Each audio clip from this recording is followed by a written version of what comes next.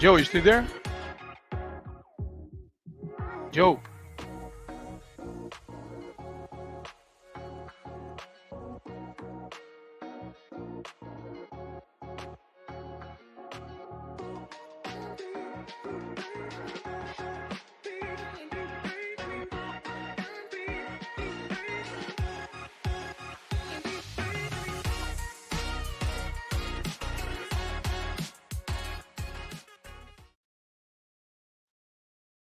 Hello, hello, hello. Welcome back to season 1, episode 2 of the Tech Show. I am Joel Asante, one of your hosts for the Tech Show. And today we have familiar faces here, but also we have a new face. I'm really excited about today's conversation of what we had discussed last week and a continuation of that conversation. Quick background on what discussion we had last week. We had a conversation about GenAI, and a lot of the conversation, a lot of times went into security of GenAI, right? Well, today we brought in a specialist that is specialized in the security domain and can 100% speak to security when it comes to GenAI.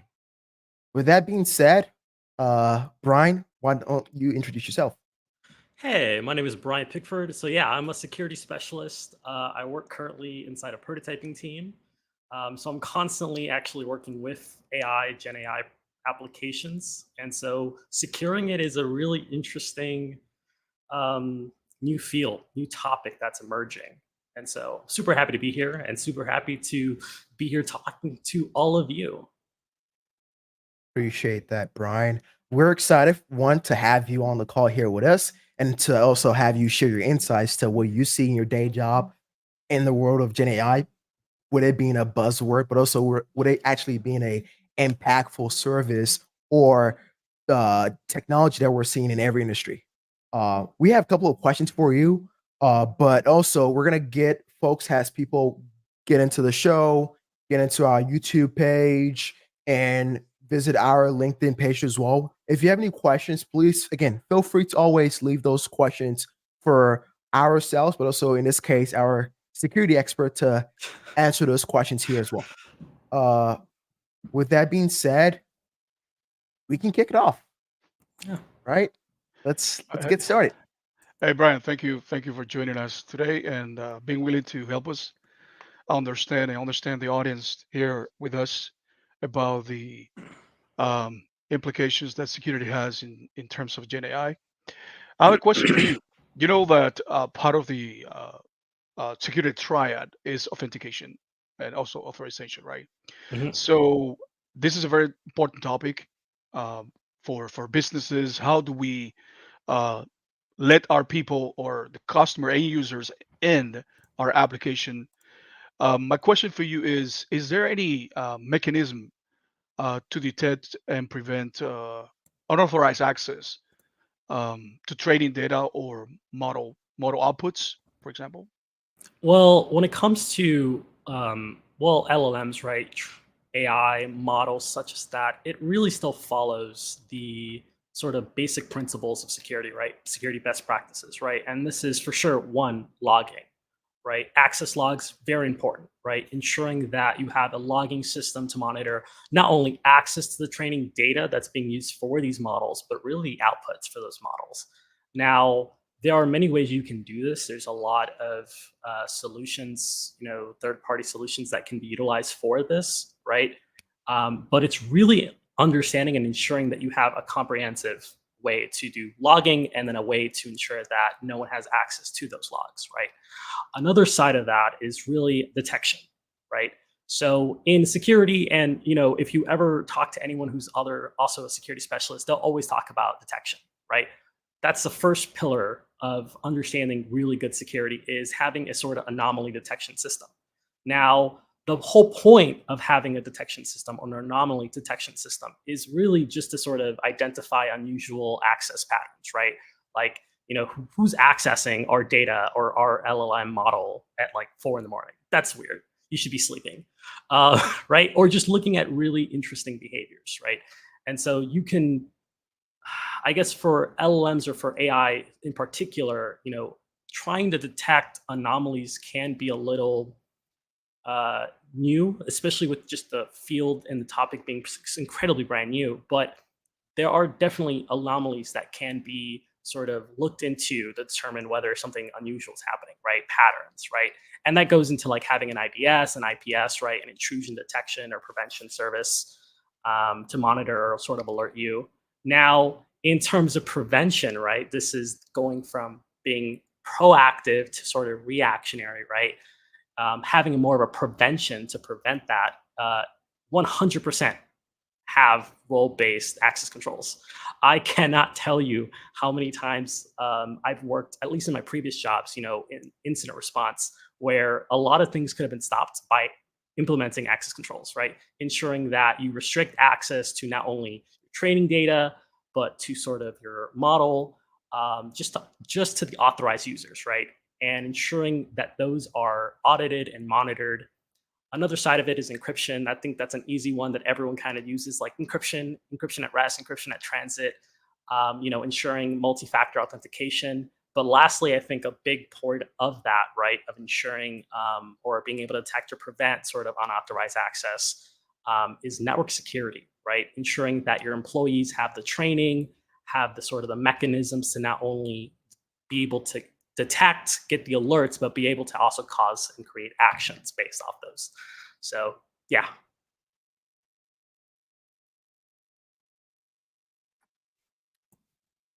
That's pretty Yeah, cool. that's Like, Yeah, Alex, thank you. Appreciate it. Thank you. Great answer. That's interesting, Brian. So I know that when it comes to Gen AI, we have different models that we use out there, right? And I know the viewers are looking at us today, and they're worried about resiliency, right? So my next question for you is, how resilient is an AI model when it comes to adversary attacks or an attempt to manipulate the outputs? So, okay, so how resilient are AI models to adversarial attacks or attempts to manipulate the data, right? The outputs. So this one's a really bit of a more interesting question, I would say, because it really depends. So we can look at it from multiple sides, and I'll explain a little bit of all those sides. So with one side of it being local, right? So your company, you maintain your own LLM, your own AI model, you do all that, right? That's very different from, let's say, cloud services that do managed services. So they'll manage majority of the network and the majority of the sort of back end technology, and you just pick and choose what model you want to use. Those are two very different, attack surfaces, really, to sort of protect from sort of adversarial attacks, right, or attempts to manipulate the data. Now, to answer both of them, right, it really comes down to being able to go back into what I said before, right, detecting, but also implementing sort of guardrails, right, to ensure that you can't really attempt to manipulate, right? Ensuring that there's authorized access to those sort of models or outputs, right? Another way you can kind of look at it is kind of like legacy applications, right? I'm sure all of us have had, conversations with legacy applications. And the way that you typically do security with legacy applications is you do one thing. You don't trust anything around it. You have one specific route forward to it, and you check everything that goes into it. So you do sanitation of data, you do sanitation of the inputs, you do sanitation of anything that comes in and out, ensuring that it's specifically confined to your parameters and the inputs you want to ingest into your model. And that's one real big way that you can stop adversarial attacks, is introducing like a WAF or introducing sort of like input sanitation. Those are really good, first steps to trying to mitigate or stop manipulation of your model. But there's, if we're gonna go into resiliency, we can go forever. Yeah. Training, money, give me money, bro. You can go into so many different sides of Yeah. trying to introduce resiliency, because it's just throw money at the problem. But those would be a good couple first steps. Yeah. And I like the fact that you brought in guardrails, because I think in our last episode, this one of the things that we spoke about, being able to, put on guardrail to those applications. Yeah. Thank you for that. I have a follow-up question to that. When you start implementing like guardrails, one of your in your journey with a AI model or a workload, when you start that journey of saying that I have to implement some sort of guardrails, is it within the fine tune of that model? When do you start as a security expert? What would you say if a customer or individual is like wanted to implement security? When does that person start? So preferably at the beginning of that conversation of introducing like, AI or some sort of application that runs off of it within their environment. Because the big thing about AI, right, is AI is technically its own employee. It's a tool. It can be its own application that runs independently. And there's people that should be overseeing it. Now, when it comes to sort of the conversation of, you know, ensuring its integrity or preventing manipulations, right, on the model itself, right? It's a conversation that you should always have security at the very beginning, at the very beginning of that engagement. And how you would then add to it, right, is you go ongoing at every single side of it. So you can go from attack threat model, right? You can go from a landscape. You can go for what can we introduce to sort of minimize all those things, while also ongoingly, right? As the AI model evolves, how can we take samples, let's say, or do like checksums or hashes to confirm that it hasn't been manipulated, right? Because maybe we don't know, right? It is what it is, right? There's so many things that you can do, and it starts with a conversation at the very beginning of we want to put security first, and we want to ensure that we not only can ensure its integrity, but its authorization, authority, authentication, and every single one of those things. So what I'm hearing is security is job zero. It's the first thing that you got to look at, right? Yeah, It's the yeah, first thing you got to look at and then make sure it's done right. That's yeah. what I'm hearing. Yeah, 100%. I think that makes my job super secure because it's definitely one of those things where you really need to take this seriously. Like Yeah. it's very much a conversation that is always very serious. Whenever I have customers, that are trying to improve their security posture, it's always a very serious conversation. It's not really about, and maybe developers, whoever's watching us can be developers, and maybe they're like, I hate my security guy or whatever the case may be. But ultimately, right, if I do my job good, we should never have an issue. And I love that. But yeah, it's very much job zero. It's very much a first conversation, and it's very much an ongoing conversation as well. So, And, so, so go go ahead. ahead. So, no, I was saying. So you mentioned hate, right? And and and and I worked It's a, in the companies that I worked for before, and the security people, the people that they're hating the most. And because when you start working for that company, they have to give you a laptop um, that is secure, right? It's not yeah. compromised, right? Mhm. And I remember working for a company, and the very first day, because before companies they used to train you, right? Yes. Train you on a physical classroom or something like that. But now they just give you access to a digital course, and then you go over the course. And I remember the first day when I started the course, I got like I don't know how many attacks the the preventive system detected, the detective system of the company. They start attacking you from day one, right? Attacking the company, right, through you, because social engineering, right? And and myself, I hated the security people because they make your life more difficult, but at the same time they make the life of the company easier, right? Because they protect the company, right? Yeah, yeah. Like typically, the conversation I kind of have to have with people is that security doesn't make money, but security saves money over time. Oh At yeah, least, sure, at least it should. Better yet. sure. Now, I when I like used to that. work, yeah, when I used to work in incident response, I used to, be working with customers and companies in Miami. After ransomware, after just these sort of attacks that would happen, I would go and investigate. I would rebuild their entire network. and give them like a plan or an ongoing plan of how to move forward. Now, one of the biggest things that did happen from that was I would have random people that I never met a day in my life hate me from day one because they thought I was being very intrusive. When in reality, I would just simply have a conversation with them and say, listen, at the end of the day, my job is to ensure that you don't have any issues and that you not only have good security now, but moving forward. Now, mitigating, right, attacks is an art in itself. Prevention of attacks is an art of itself. But the sort of having to go after an incident has happened is a different sort of thing to sort of put your mind around, because you kind of then have to, right? It's like a fire, right? Like firefighters, like you don't the amount of training they do to just have to, oh, there's a fire, let's go in, isn't what you see when a house is perfectly not on fire.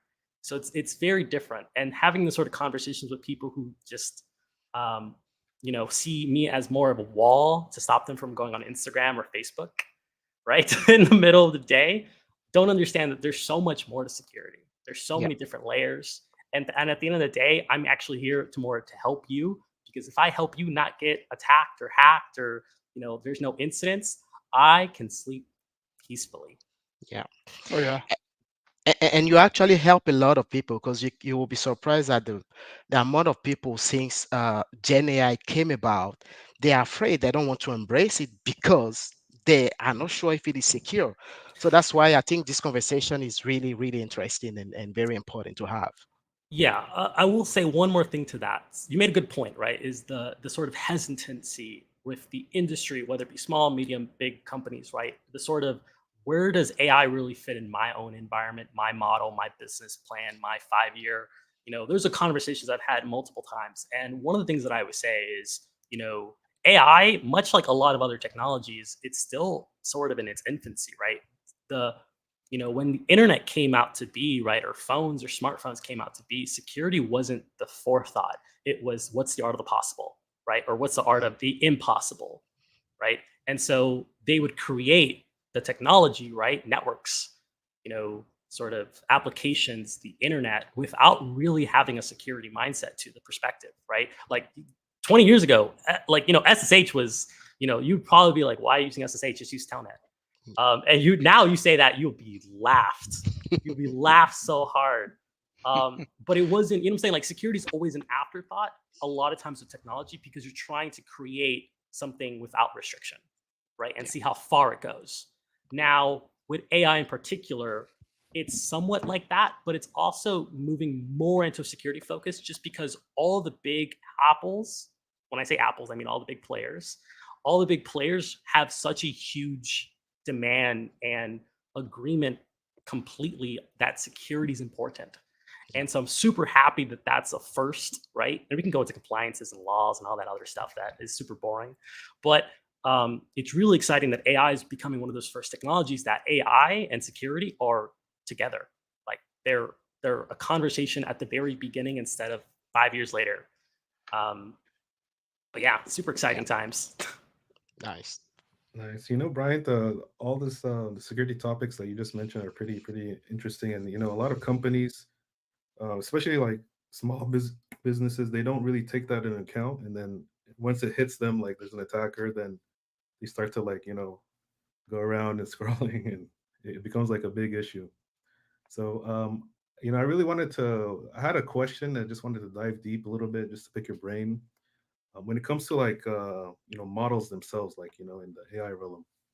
So how can you ensure like the model stays in with integrity? There's no tampering that happens, and there's no attacks from these bad actors. Like maybe you can share some of that, some of your experience with that. Yeah, so I actually worked recently with a customer. Now, this is I can maybe find the paper we did on it. It's really super interesting. Basically, it was an AI application, and they wanted to ensure that there wasn't any sort of manipulation, right? Because customers and users would have direct access to the AI model, and so they wanted to sort of take and ensure that the model, as you said, right, couldn't maintain its integrity, right? Wasn't data poisoned, wasn't manipulated, and that's a really hard thing to do. So what we ended up doing was we would set a guardrail at the very beginning. at the very front. Now you can introduce WAF, but what we really did was ensure that there was a sort of proxy system that would ingest the input and remove anything that was PII, that was potentially like, customer information, that was things you don't really want into a model. Now, the other side of that, right, of ensuring its integrity over time is something I spoke a little bit before, right, which is, ensuring that you have sampling of your AI model, right? You do hashing, right, ensuring that it sort of fits a continuous side, right, that there isn't any sort of anomalies within the model, right? If you were to ask it the same question, right, like, uh, let's just ask a general question, right? Okay, how many licks does it take to get to the center of a Tootsie Pop, right? It should say the same thing today, and it should say the same thing in about 6 months, right? They shouldn't say something really weird after a while. So there's many ways of going about it, right? You could do sampling, you could do checksums, you could do hashing, right? That goes from the data standpoint, right? Because at the end of the day, the AI model is just a collection, a massive collection of data, right? The other side of it, right, is from a perspective, you surround it with methods or I guess to say stopgaps to ensure that any sort of input is validated and fits the sort of policies and standards that you would want it to have, instead of users going wild and being able to put like any sort of crazy stuff into that, right? Right? It could be, I mean, like profanity and a bunch of other stuff. But there's definitely ways of ensuring integrity within AI models for sure. No, that's pretty cool. That's pretty interesting. Especially like in like with companies these days, they're really strict on PII data, and it's something that we have to take to account because it's very critical. But I mean, you don't want to be fined, do you? You don't want to be fined. You don't want to be exactly, fined yeah. thousands of dollars, especially I think Europe. We're all American, I assume, but uh, Europe is so super big on providing fines on just the slightest inconvenience or the slightest mishap of a model or the slightest mishap of data being leaked and just fining you. In America, it's a little bit more, certain compliances and standards for sure, like HIPAA is a big one that you don't want to mess around with.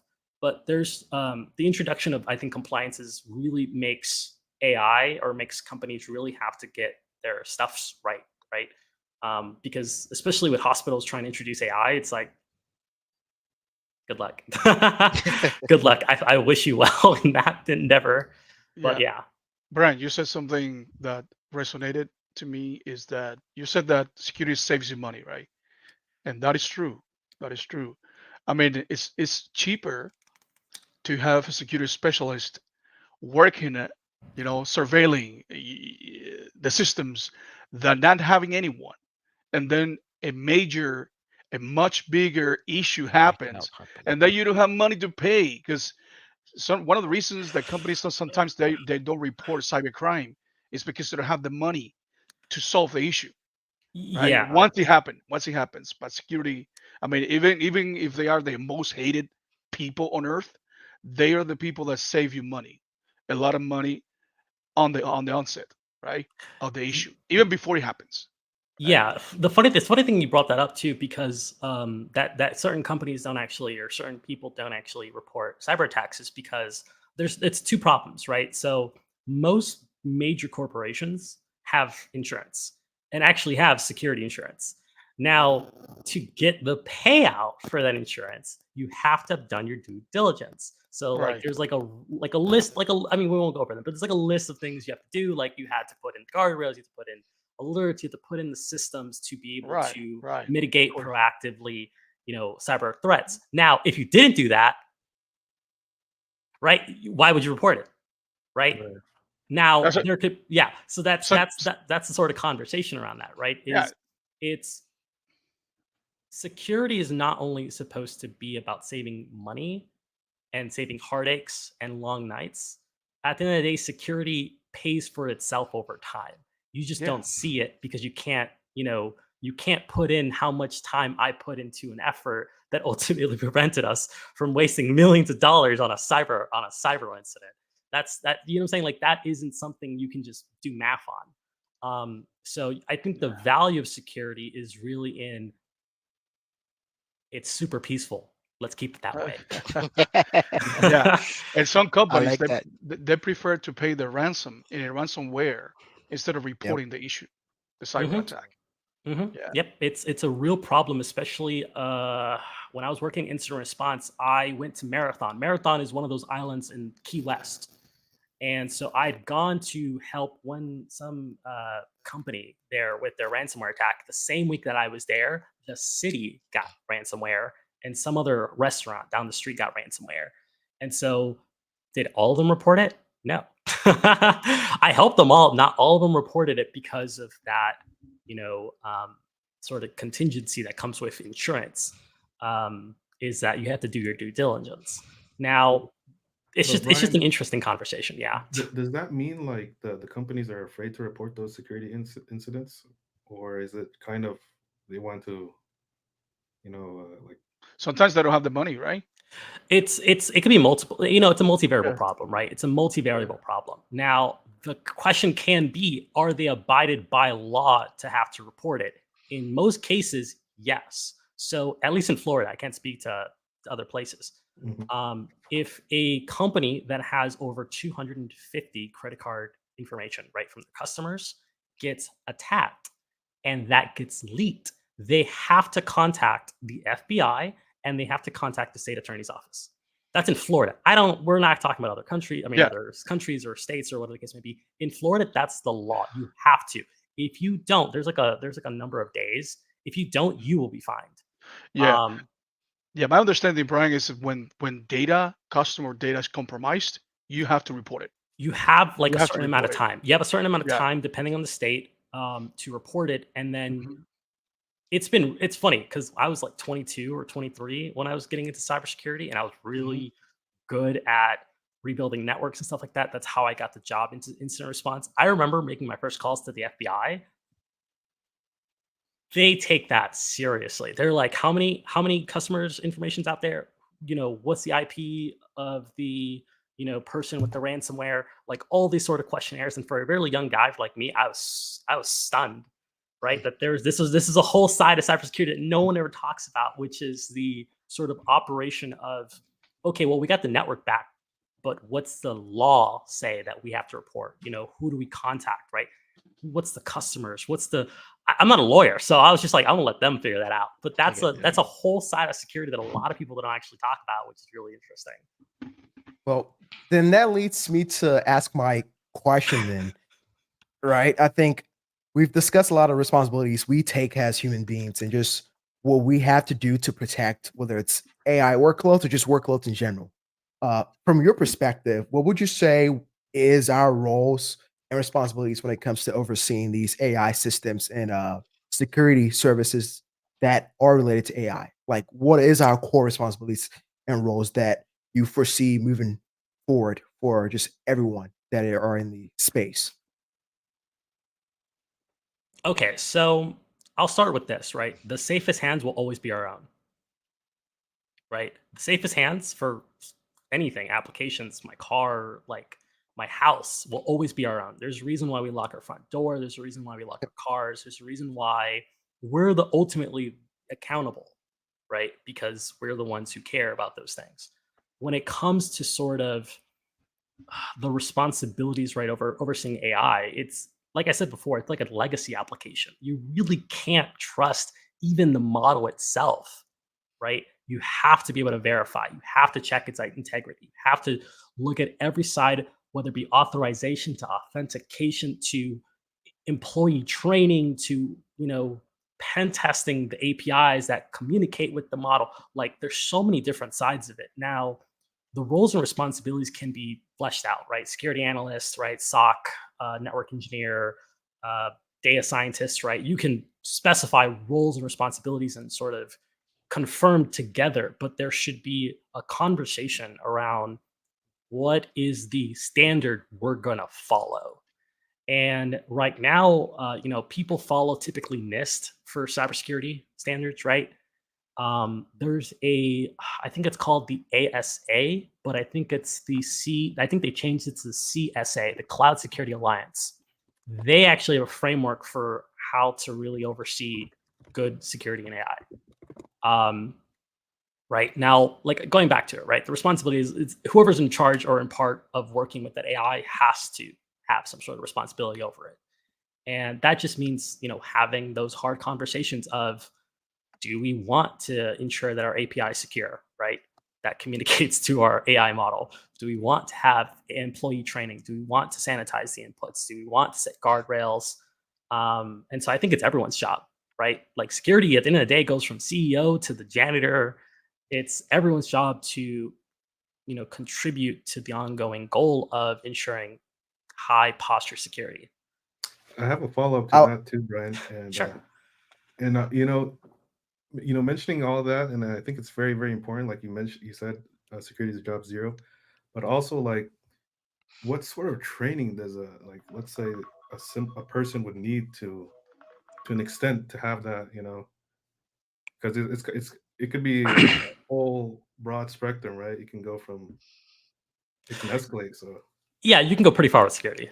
yeah, Like you will learn every single day with security. Now, there's a difference. There's different levels of security, right? Of understanding security. Like people call me security specialist.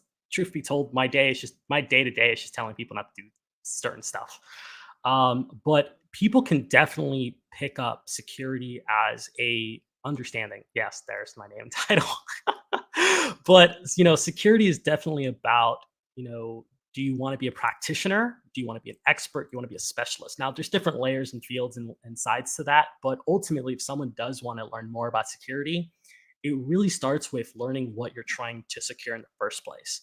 How you're going to secure an AI model, right? And which is just data, right? Is very different from a web application, which is very different from an iPhone, which is very different from an IoT device, right? Because it's different playing fields, right? An AI model can be in your closet, no one's ever accessed into your room, right? But an IoT device, for instance, is going to live in the user's house. They can manipulate it. It's their playing field. They have home advantage. So the conversation of security is very dependent on the thing you're trying to secure, the environment that it's in, and what controls can you put in place hypothetically to secure it, right? So it's a very different conversation, whether it be cars to IoT to smartphones to AI models now. Is really who has home advantage, who has access or controls that you could or could not put into place.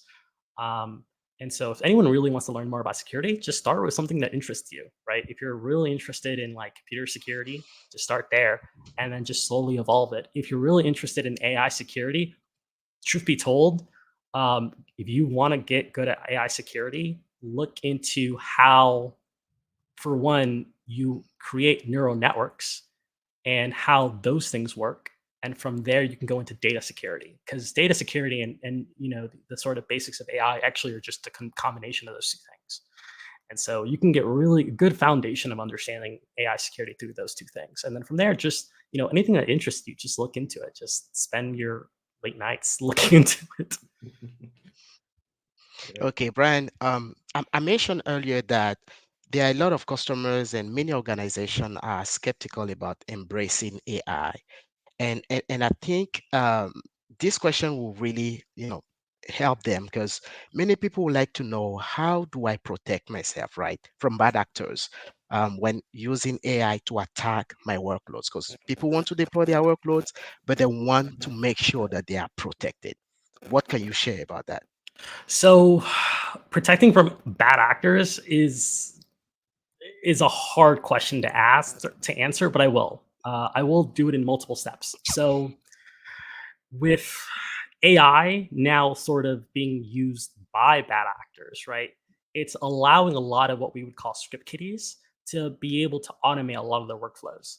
So I think there's like an old study that said any sort of web app that's on the internet, like in less than 2 minutes, is already being attacked by some automated scripts of vulnerabilities, right? That's a very true thing. So with bad actors utilizing AI, whether it be for your workloads or for yourself, the best thing you can really do is ensure and understand your environment first. Secondly, is ensuring that you can set guardrails, and that's going to be a common word. I'm going to use guardrails, but in reality, it's just what's at the very entrance of your let's say your environment, your network, right? Can you set, let's say, limits or rules that can monitor specific AI or common AI attacks, right? Like a lot of what common AI attacks now are doing are like these sort of morphic DDoS attacks, right? Well, you can just set a limit to the amount of traffic that comes into your network and then block it. There are different things you could do to sort of protect yourself, and that goes from training, that goes into not trusting any network, so we can go into zero trust, but really just ensuring that you have the mechanisms to be able to also prevent but mitigate. I think that's a good way to sort of stop actors, because regardless of whether they had AI tools to begin with or not, they're still going to be bad actors. It's just that AI is sort of, I guess, say, even the playing field for whether it be super sophisticated APTs, right, advanced persistent threats, or script kiddies in their basement trying to break into like some company just for kicks. AI is just a tool like any other tool, and it also could be used in our favor, right? There are definitely tools that can introduce AI to sort of fight against this sort of potential threats. But I think the big thing is ensuring and understanding your environment, setting guardrails, setting rules, setting limits, and sort of being really observant, ensuring that you have the right alert systems and you have the right mechanisms and the right people to be able to then handle those threats. And I think Uh, this comes a lot guardrails. So Yeah. make sure. Yeah, yeah, like it's like a house, like dude, it's like a house, man. Like, do you want to Yeah. rob, hypothetically, do you want to rob the yeah. house with like a dog, like fences, like guns, like all these things, like or do you want to break into the house that has nothing, that has no Yeah. fence, that has nothing, no cameras? It's very much just those sort of conversations, right? Guardrails. Yes. Brian, I have another question. Well, actually, two questions for you. Sure. Um, so, are you familiar with lupus? Lupus, Lu- the autoimmune disease, lupus. I mean, I know that Right. House always said that it's never Right. lupus. Okay. So with lupus, the body attacks itself, right? With any autoimmune disease, right? Yeah. So I don't know. For some reason, throughout history, men or humankind, they have had a vision of what might happen in the future. You remember many movies, you see many movies about zombies and AI, things like that, right? There was a Skynet. movie recently, right? Atlas by Jennifer Lopez. Atlas. It was on Netflix the other Okay. day. It's like it's GenAI basically against man, basically. Do you think that just like lupus, GenAI could be Okay. used or will attack us in the future? There's a concern about it, right? That's a Like, great question. yeah, Okay, I want to pick your so brain. that's fine. That's that's a fine question to ask. I've been asked this by my own friends, by my own family, of the sort of applications, like the real world applications of AI. Now, what I will say is, without AI, this was already a problem. So you could technically, manipulate power lines. You can manipulate nuclear power plants. These are things that have already been done by Yeah, governments. yeah. Now, the introduction of AI into this does make it a potential real world threat, where our entire internet can go down, which I'll be really mad about. Our entire power line, water systems, SCADA systems can just immediately go down. That's a real threat. Now, whether it be like Skynet or like the Terminator, stuff like that, that depends on us if we want to build these sort of robots in our image and then give them AI and then they go crazy. That's its own thing. But I will say that the real issue with AI will be the point where it out learns us. Because right now, the way that AIs are Yeah. set up is they're data that we have created, provided, and that we already knew. Like some person somewhere in the internet knew something, they added it to the data, therefore the AI now knows that. What really is an interesting conversation is once that evolves past human capability of intelligence. That's the more scary thing to me, because then that can go into any sort of book, any sci-fi book, anything. Like it can go from the best thing in the world to the worst thing in the world in an instant. But that's something that I think, if we are a lot more responsible with technology, and I think Europe is a good first step with their AI, laws. Um, I think we'll be in a good place. Now, do I think it's going to be like the Terminator or Skynet? I don't want to anger them in the event that they watch this in the future. So I'll say that I trust them and I love them. Don't hate me, but ultimately that's pretty much my answer. Okay, and Essentially, quickly before we finish, before you asked, it would be fair to follow up on a question that was asked in the Mhm. last episode. There was one of the watchers in on the chat that they asked about how can we protect or how can we establish gut rails company wide, right, with policies and all that, um, for different businesses. There was a question about it, and we want to follow up on that, Joel. And I'm sorry about cutting you off. It's just it will be fair to now to follow up I on was that. gonna say the exact same thing. I think Yeah. that was one of the questions we wanted to get your insights Hmm. of because Right. we had our own answers to it. We just want to get your perspective. Right. Right. So just to kind of repeat the question, right? It's essentially guardrails across the organization itself that With policies, with the use okay, of with policies, all policy. that. Okay, so with that, you have to. Okay. So the way that security typically functions is that there's a management account, right, of some sort, a security account, like basic stuff. Now, ensure the biggest issue with setting policies right across an organization is how do you enforce it, right? How do you not only enforce it, but how do you ensure that it's consistent throughout over time? Now, Right. this is a big word that I'm about to use that people hate: audits.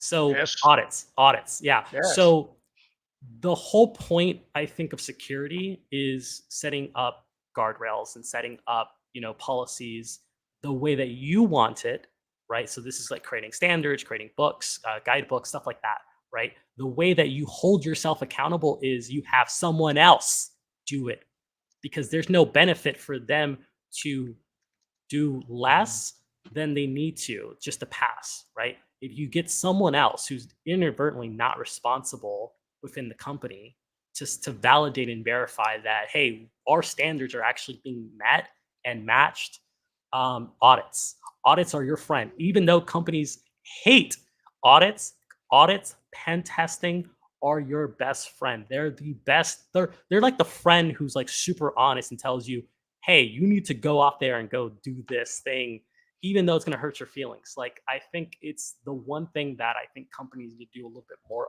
of is having third party validation of their security, of their organizational policies, and ultimately of ensuring that everything that they said that they were going to do is being met, right? Whether it Yeah. be from a policy perspective, or whether it be from like an employee training, right? What if Daneski didn't do his training this month?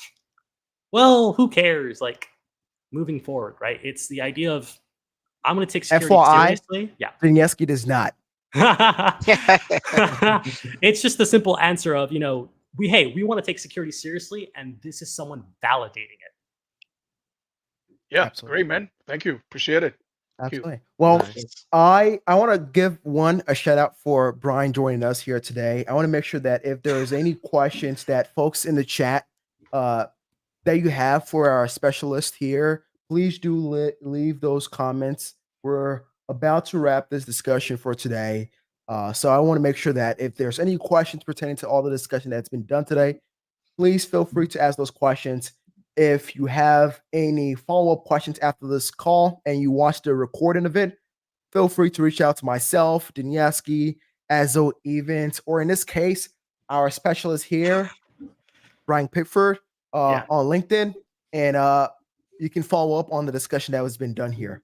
Before we wrap up for today, I want to make sure that everyone here on the call do us one favor: to go subscribe to our YouTube channel, but also go follow our LinkedIn page. We hit 31 followers as of today, and we're looking to hit the 150 goal mark so we can officially go live on our LinkedIn page. So please and please and please and please go like, follow us, and comment on our pages. Oh, it looks like, Brian, we had a shout out for you. Thank you. Nice. Great Thank you. job for today. Thank you, stranger. Now Hey, you did a really good job. We really liked it.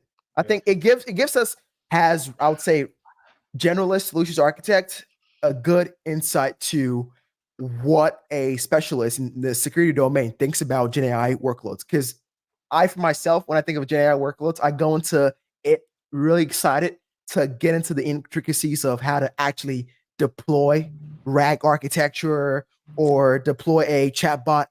I obviously security is job zero, but a lot of times as a security specialist, you think of that as the first thing and the only thing that you worry about. For someone like myself, it's the actual end goal of what I usually think. So it's been a very insightful and thoughtful conversation.